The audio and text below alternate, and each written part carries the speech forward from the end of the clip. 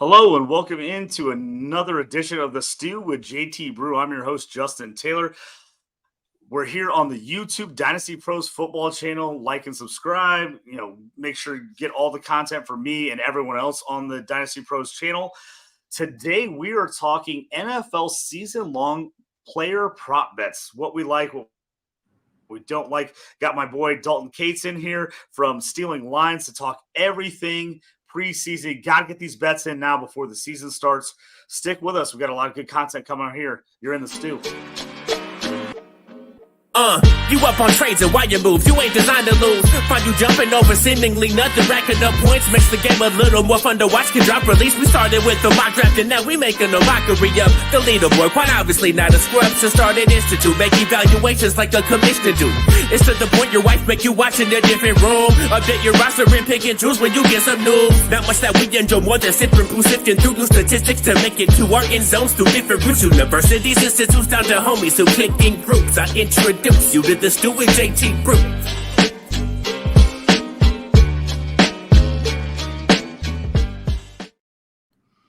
Thanks for joining us here on the Stew. That's Chase Baby, my guy from Champaign, Illinois. Check him out on Bandcamp, Chase Baby on Bandcamp for all his material. Check him out, download it, support local artists, musicians, always good.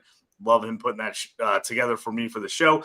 Dalton, appreciate you being on, man. We just did an episode talking about all the teams we like, divisions, over-unders. Now we're in the player props. One of my favorite things to talk about, season-long player props. Got to get them on them early because people forget and they go away. So we got to get in these before the lines get crazy. You want to jump in more than a couple days before the season starts because that's when the lines get crazy. Everybody's betting on them.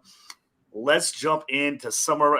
Before we do that, give everybody kind of what you do, where they can find you, and all the stuff you do on social media and all that good stuff. Yeah, full-time degenerate. I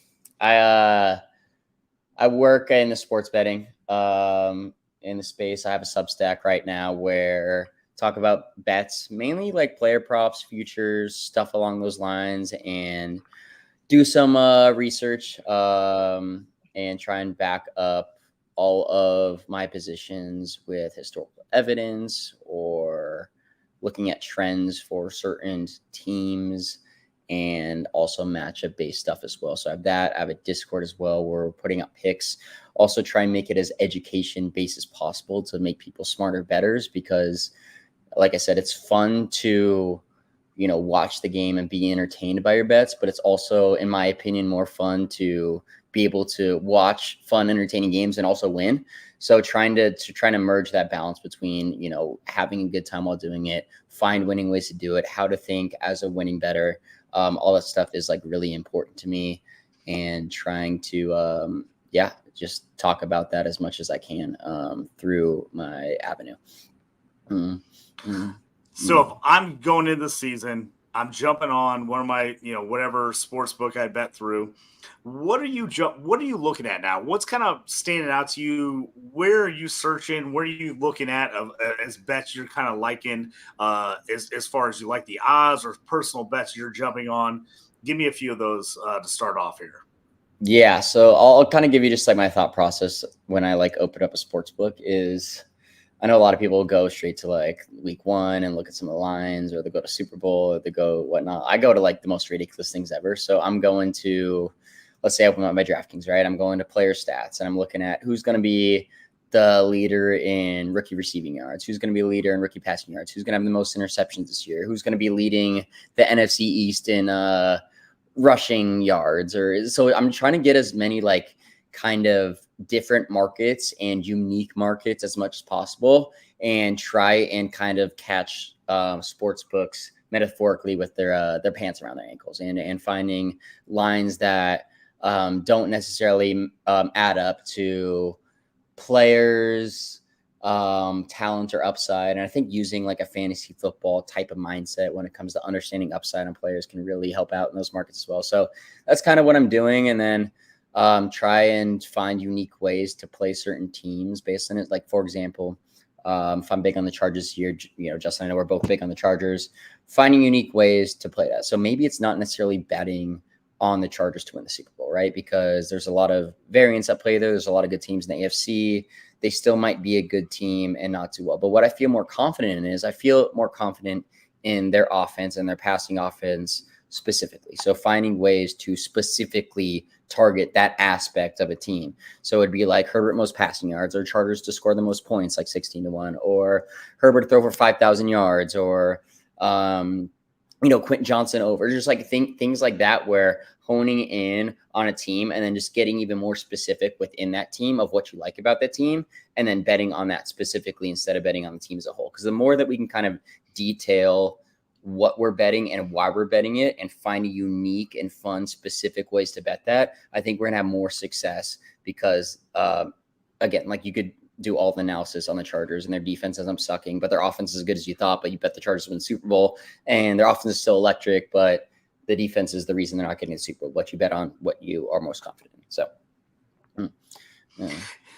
yeah, I absolutely love that. As a big fantasy football player doing a fantasy football podcast, that's why I love prop bets. I feel like you can double down on the guys you like, the players you drafted, and you can jump in those prop bets and be like, oh, okay, I love this guy. Maybe everybody else doesn't. And you can find those little avenues where you can get some really good odds, bets. And again, I play fantasy football. I bet because it makes the games more interesting. It makes it more fun. So for me, I love the prop bets. Like prop bets are my thing. I love searching, now the X Twitter of like people throwing out random. I'm like, I never thought to look that bet up. So that's my favorite thing is when I see people, I'm like, oh, that's a great bet. Why did I not look that up? Because sometimes you just don't know.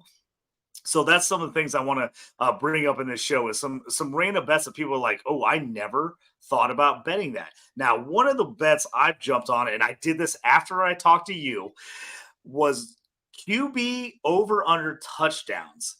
And right now on FanDuel, they're letting you parlay this, which in the past on certain books, they would not let you parlay prop bets for the season. You had to take them straight up, but there's certain ones they're letting you take right now. Quarterback touchdowns, they're letting you do right now. I jumped on one the other day after talking to you because you brought this to my attention. I had no idea. I was like, oh, that's a great bet. Why am I not on that? So I jumped on in a 5-leg parlay, QB over touchdown. Right now they have it set at 30 and 35. I took over 30 touchdowns for Trevor Lawrence, Tua, Justin Herbert, Joe Burrow, and Josh Allen, plus 2,075 right now. Those 5 guys all to get 30 plus touchdowns. $100 pays you $2,000 on the bet. Give me your thoughts kind of on that idea because you're the one that brought this up to me. Yeah, I think it's fun to like pick and choose your spots with those guys, and especially for the quarterback position too.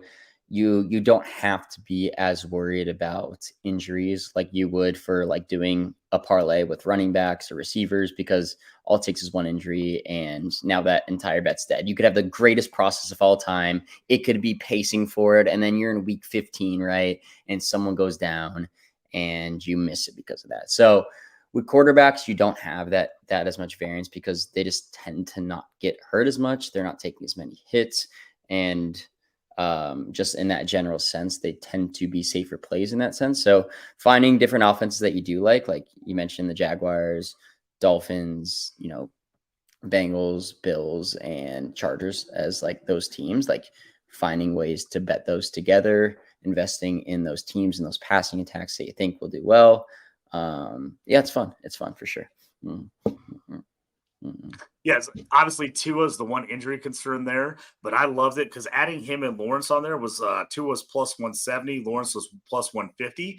So it really bumped up the odds of Herbert, who was minus 165, Burrow was minus 240, and Allen was minus 240. So it really, swung that plus side by adding those guys. And for me, I love that nice little $100 bet. I put 50 on it to win just over 1,000. So I love, that side of things. Season long awards. let's jump into that. Let's see if there's something. Obviously, injuries are always concerned. There's a few things.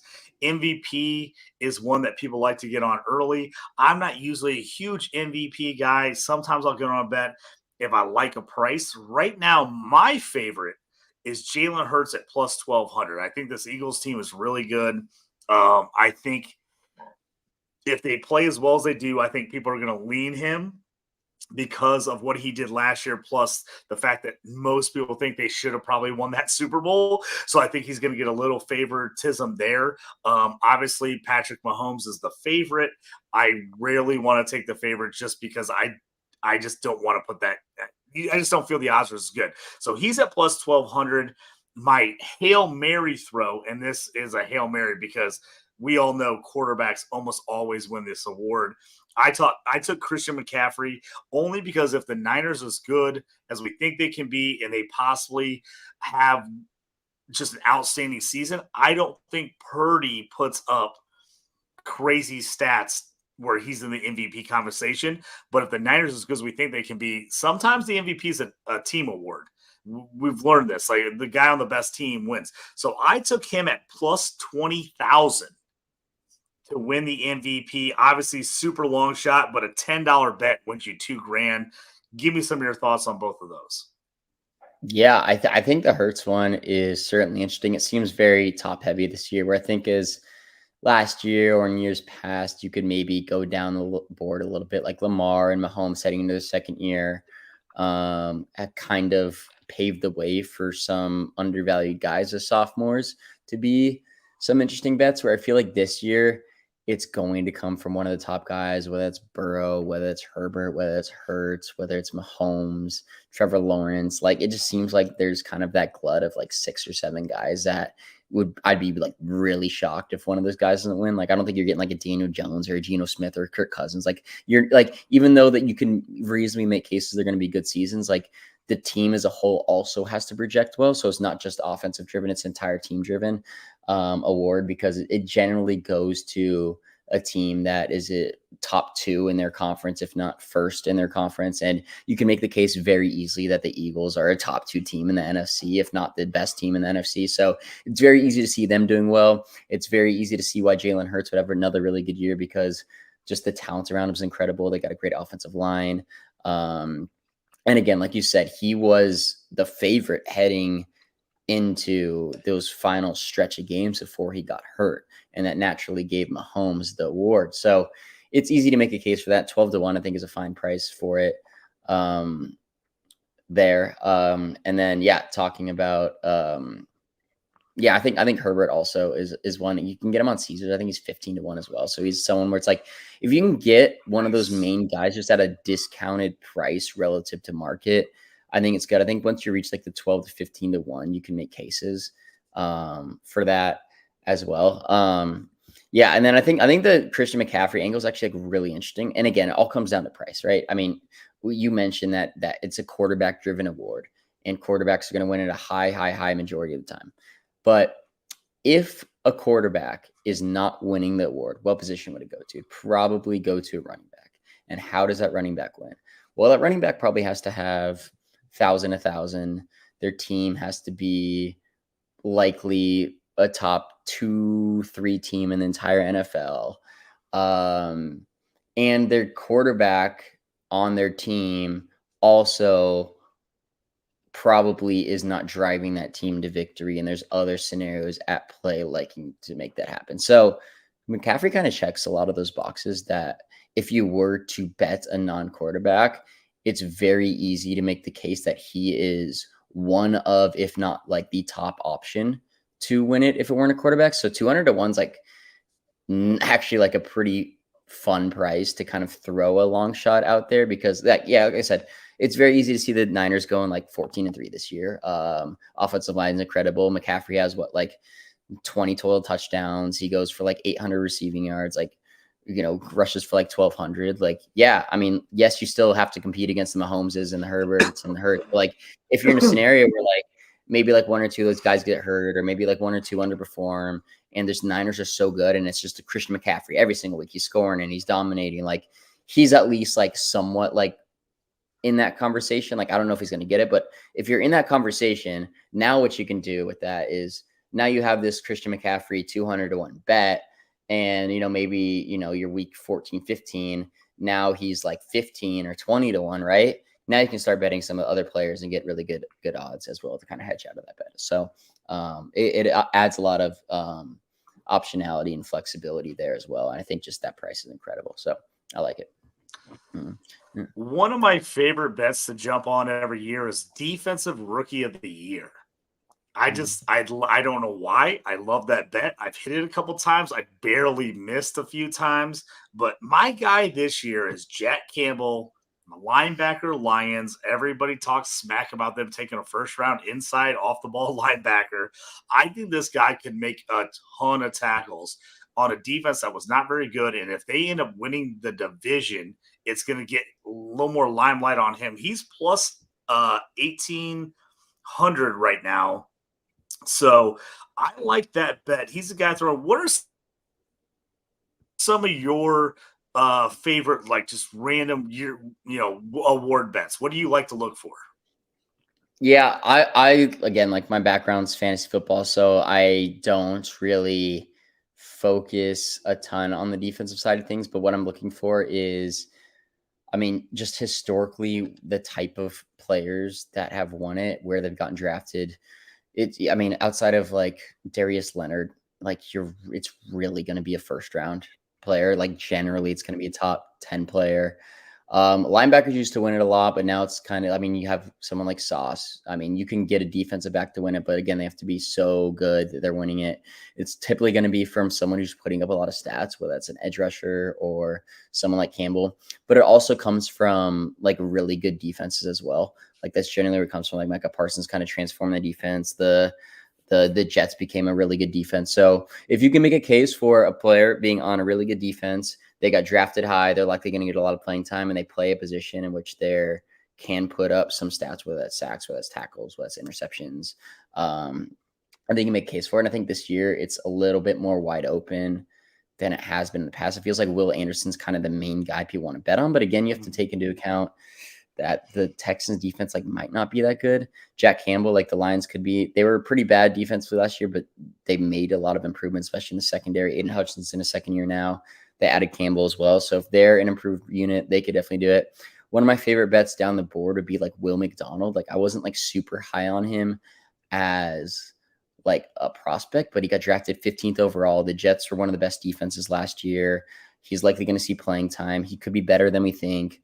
Jalen Carter is another one on a really good defense with the talents as well to kind of potentially do it. Whether the counting stats are there or not remains to be seen. And so I think those are just a couple that I'd be looking at. But when I'm looking just at other markets as well, like offensive rookie of the year, for example, last year there were it's a very quarterback kind of running back driven award, but we've seen Jamar Chase win it. We saw Garrett Wilson win it. And I think that comes down to a couple things. One, when Garrett Wilson won, there was really no quarterbacks. It was Kenny Pickett was the only quarterback drafted. He was drafted 20th overall. There really wasn't a ton of competition there. And for Jamar Chase to win it, he had to go and have the best, rookie wide receiver season ever. So I'm not necessarily looking at wide receivers this year. I think it's really 5 guys that it really comes down to. So I would kind of refrain from taking any long shots in this market. Specifically, it would be Bijan Robinson. We know why he would be a favorite there. Bryce Young, C.J. Stroud, Anthony Richardson, all those guys are starting from day one. So they're all going to have an opportunity to do it. If one of them over exceeds expectations, then they're going to be highly in consideration for it. I think Jahmyr Gibbs might not have the total counting stats, even though we like him in fantasy. He might not have the total counting stats to maybe get there, especially with the touchdowns. So I think it comes down to the main 4 guys to kind of do it. And I really wouldn't bet anyone outside of that. I do like Bijan though. I think 3 to 1. It's just really hard to see a scenario where Bijan, as long as he stays healthy, crushes. He could easily have 1,800 scrimmage yards, 12 to 15 touchdowns. And he's just dominating while the other 3 quarterbacks aren't just winning a ton of games. They're good, but they don't have the talent around them to necessarily uplift them to a crazy level, like we saw with Herbert, or we saw with Deshaun Watson as a rookie, or Baker Mayfield when he through. I think there's a little bit more questions with those guys, but again, that's kind of how a couple markets I'm looking at and how I'm playing some of those.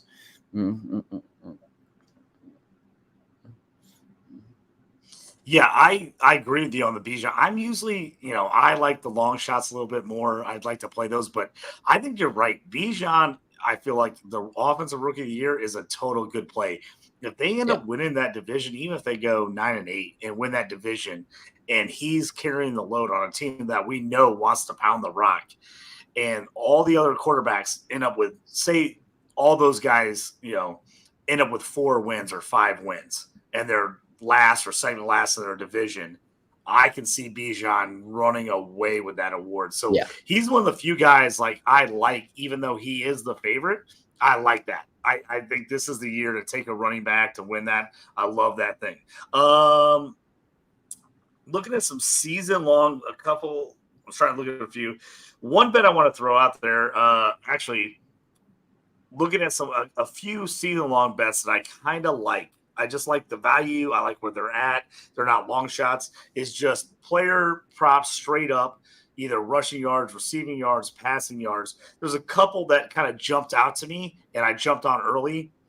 George Pickens was 750 receiving yards, 750.5 at minus 110 on DraftKings originally. He had 800 as a rookie, and this offense should be way better. I mean, way better, and he should be getting a lot more looks. I love that bet at 750. I think there's no way he doesn't get to 800 if there's not an injury. Another guy that I saw kind of jumped out to me, I saw somebody posted, I was like, oh, why am I not all over this, is DJ Moore, a guy who's put up pretty much 1,000-yard seasons across the board with terrible quarterback play. Now in Chicago with Justin Fields, he's sitting, he's sitting right now at 800 yards. Even if the Bears throw very rarely, I still think that's an over. What do you think about those two receivers over yardage? Yeah, I think they're fine. I think you make really good cases for it, for sure. Like I think DJ Moore's line when I checked it out seemed a little bit low, especially at the talent level. But again, there are some questions with, we see receivers with new teams see a decline in production. They tend to run the ball at a very high rate. But again, we saw what happened in the preseason. Like, he's that type of player who can be a playmaker and take any ball to the house at any given time. And if Justin Fields develops as a passer this year, then that's obviously a massive bonus. I think the Pickens stuff, I think both those guys are going to go over unless like injuries do happen. But again, that's always the risk when it comes to these bets, is all it takes is one injury and now you're there. Like I said, it's one of those things where you could be sitting there like week 14 or week 15, right? And you're like, okay, like DJ Moore is like on pace for like 950 yards, or George Pickens on pace for 950 yards. And they're at like 650 yards with like 4 games left. And you're like, oh, this is like easy. Like, this is going to happen. And then like, an injury happens, or they miss a couple games, or they're sitting there in like week 18 and, their team had just like, won a game and they're resting a player. So there's a lot of like different factors that could tend to lead towards unders in that. But I think if you're looking at overs to hit, like, those would be the type of players that I would focus on. Guys that we have seen do before, guys with talent, guys where you can projectably make the case that their line should be much higher than what they are, because it gives you that leeway where even if they are missing a game or they're missing 2 games, like if you can make the case that in 14 games that George Pickens and DJ Moore are still hitting their overs, then I think generally like those will be good bets. Is there anything jumping out at you as you've kind of looked at these preseason bets, kind of, season longs? Is there anything that like on your radar, that you're kind of paying attention to? Yeah, a lot of the unders I hit have moved considerably. I think Tony Pollard was one that I hit. He was at 1,100 yards, hit his under. I believe he's at like 1025 right now, which I think is okay. Rashad White, I know on underdogs like 780. I like his under there. I think there's a lot of opportunities where the offensive line's really bad. They aren't able to run it in a lot of the game scripts. And I think he also projects as like a Kamara-like receiver. So where like he could still be a valuable player in like fantasy and on a role for the team, but like he's catching the ball more than he is running the ball. So he's another one I like. Overwise, I'm really big on Herbert. I think Herbert's a good one. I think Lamar Jackson's over is interesting. At like 3,400 passing yards.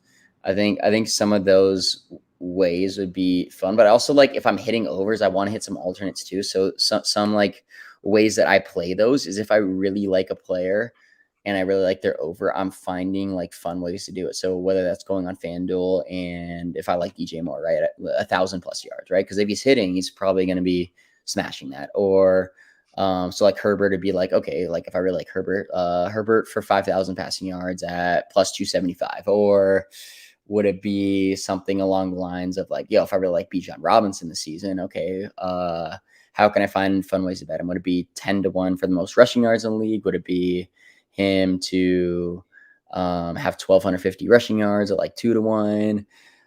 Dobbins as well, someone I also like really like. So finding fun ways for him instead of betting his overs, I have bet him to have the most rushing yards in the AFC North at 6-1, and I would bet him to have 10+ rushing touchdowns at like 3-1, and I'd have him to lead the league in rushing yards like 50-1, and lead the league in rushing touchdowns at 50-1, and for him to have like 1,000 yards at like 2-1, you know. So those are the ways I'm kind of playing, because I'm like, okay, I believe in this player, I believe in a lot of things. I understand there's a lot of risk at play, but the odds are already baking in that risk, and I think that if he is healthy, things will go right for him in a scenario where I don't have to worry about that risk because I'm getting 2-1 on it. So I think those would be some of the plays that I mentioned that I do like, and the ways that I am playing them.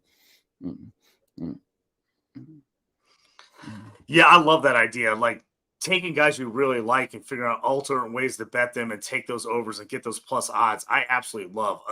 One of my favorite bets I'm going to point out to people, I got from Pat Fitzmaurice from Fantasy Pros. He turned me on to this bet. It was Najee Harris to lead the NFL in rushing yards. It's plus 3,000. We know he's going to get touches if he stays healthy. There's a chance that he actually he's put up back-to-back 1,000-yard seasons. There's a chance that he gets a decent amount of carries. It's a long shot. I know that's a long shot bet, but I love it at plus 3,000. I just feel like that is something that's kind of out there, a little bit crazy, but totally could happen. Do you have any like super long shot bets you kind of like, something like that? Yeah, rushing yards, it'd be Dobbins. I like Dobbins a lot. I think he showed a lot as a rookie, was very efficient as a rookie, and his comps after his rookie year were Alvin Kamara and Maurice Jones-Drew. So I think from a talent profile coming out of college, like he was viewed as a very talented running back. We saw him as a rookie become very talented, and the projection was that he would take that next step to be like a top 5 rusher in the league, and it was very easy to make the case that was going to happen. Obviously, he had a very big injury in preseason heading into his second year that took him out for the entire year. But it was a big enough injury in which his next year, like, it hampered him. They didn't give him that full workload. They kind of just eased him in. But even during that, when he didn't even look that good on film, he was still extremely efficient. We know the Ravens haven't really brought in anyone. They bring in Melvin Gordon. They still have Gus Edwards, but they aren't paying Melvin Gordon a ton of money. Like, they haven't invested into the position to have J.K. Dobbins not be the main guy in that offense. I think the offense is going to be much, much better, especially when now they have the most they've ever invested in the passing game. That's only going to open up more opportunities for J.K. Dobbins as well. And with him now being 2 years off of that ACL, he is fully healthy heading into this year, similar to what we saw with Saquon last year. Like, Saquon kind of had that year gap where he was back, but he wasn't like the Saquon that we had known, because all these Twitter doctors and everything are saying that sometimes it takes 18 months for these guys to fully be back to who they were prior, even if they're able to play 12 months after the surgery. So it's one of those things where he's like a post-hype kind of like sleeper, where it's like, this guy is still a really talented running back. If he is going to be good as we thought he was going to be, this is the year in which it's going to happen. And when we're looking at the talent profile of a lot of running backs who could lead the league in rushing yards, Dobbins is the one that sticks out to me as like a long shot that isn't taking into account the talent factor at like 50-1. So he's someone I really like on that market. Yeah, I love where your head's at on that one. That to me, that makes total sense. It's great. We're gonna wrap things up here. Dalton Kates, man, thanks for coming on. I really appreciate it. Remind everybody where they can find all your great info, where they can follow you throughout the season. Yeah, Stealing Lines, Substack. So you can search Substack Stealing Lines. All my stuff is on there. I'm putting out some content right now before the season about some players, some markets I do like. And then as the season heads into there, Ben will be putting out his weekly over-unders, his spreads that he likes. And then I go ahead and do some player props as well, weekly player props, matchup-driven stuff that I do like, and some analysis as well behind that. And then from our subscription, you can go ahead and get to our Discord, which is more like up-to-date stuff where we notify as we're betting things. And yeah, we got a solid community there of people that are just absolute sickos and love to bet. So yeah, so you can find my stuff there. And then follow me in the X at Dalton_Kates as well. So absolutely. I appreciate you coming on. Everybody check that out. Guys got great information. Hope to have you back during the season. If you're a new listener to the Stew, we're going to have season prop bets, over-unders, things we like during the middle of the week. Dalton's a guy we'd love to have back on if I can talk you into it. I know you're a busy man, but I appreciate you coming on, talking kind of preseason, kind of what to look for overall. It's been a great talk, man. I had a great time. Thanks for coming on. Appreciate you, Justin. Always fun time talking with you. Thanks for joining us here on the Stew. You can find me at JT Orange on the X. Also, subscribe, take the like button, give us comments, anything you want to hear about, bets, things that you are wondering, hey, do you like this? Do you like that? Hit me up, hit Dalton up. We'll absolutely answer any and all questions. Once again, thanks for joining us here on the Stew on the Dynasty Pros YouTube channel. May all your draft picks hit and the trading never quit. Check you next time, guys. You up on trades and why you move? You ain't designed to lose. Find you jumping over seemingly nothing, racking up points, makes the game a little more fun to watch.